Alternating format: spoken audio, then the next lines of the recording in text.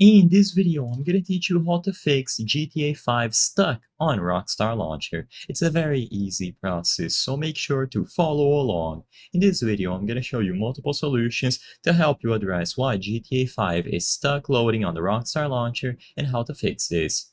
So first, I just want to make it very clear, you will notice that I don't own GTA 5 through the Rockstar Launcher, I will own it through Steam, but don't worry, every method that I'm going to show here is going to work for the Rockstar Launcher as well.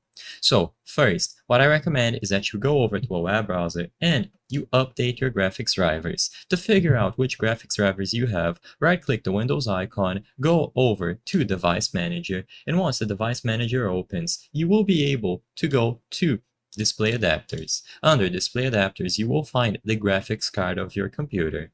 Now, if you have something like integrated graphics, it might be possible that GTA 5 will simply refuse to start. You can try right-clicking this and updating the drivers, but most of the time, if you have something like Intel integrated graphics, the GPU simply isn't strong enough to actually get it going. Keep that in mind. Now, if you have something from NVIDIA or AMD, you will be able to get the latest drivers to help you address any issues attributed to games not launching. So always keep your drivers up to date. So if you have something like NVIDIA GeForce, you will have to go to the NVIDIA website, click on drivers over here at the top, and then select your model. So for example, for most people, it is going to be GeForce, RTX, and then something like 40 series, 30 series, 20 series, or you might be still using a GTX 10 series. Regardless, choose the appropriate series and then the model and update the drivers. For AMD, it is exactly the same thing. So you noticed I have an AMD Radeon, so I'm just going to go over to their website, access the drivers and support page, and get the drivers from here.